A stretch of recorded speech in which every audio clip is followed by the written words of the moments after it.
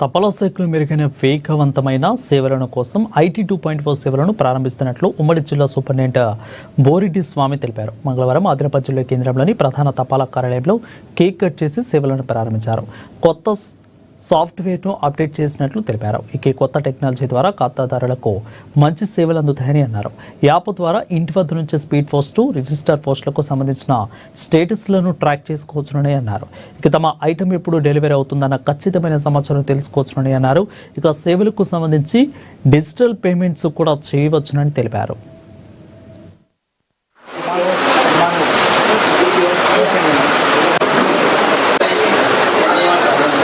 ఈరోజు మొత్తం దేశవ్యాప్తంగా అన్ని తపాలా కార్యాలయాల్లో ఐటీ 2.0 ప్రాజెక్ట్ అంటే సాఫ్ట్వేర్ అప్డేట్ చేస్తూ ఈరోజు నుండి దాన్ని ప్రారంభించడం జరుగుతూ ఉంది.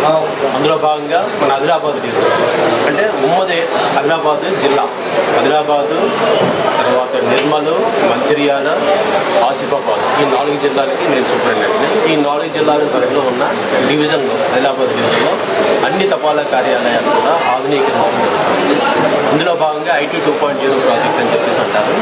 దీనివల్ల ప్రజలకి మెరుగైన సేవలు వస్తాయి. ఇంతవరకు వచ్చే సేవల కన్నా మెరుగైన సేవలు ఎలా అంటే ఇప్పుడు ఏమైనా సరే వాళ్ళు రిజిస్ట్రేషన్ కానీ, స్పీడ్ పోస్ట్ ఆర్టికల్స్ కానీ బుకింగ్కి పోస్ట్ ఆఫీస్కి వచ్చి బుక్ చేయవలసిన అవసరం కూడా లేదు.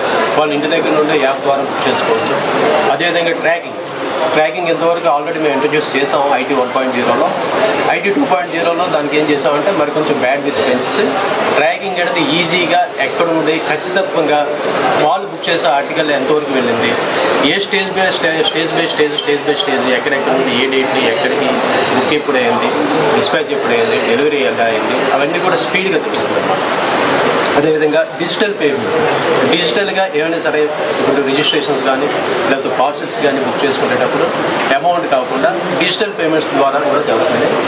మెయిన్ వినియోగదారుడికి వెయిటింగ్ చేసే టైం బాగా తగ్గిపోతుంది.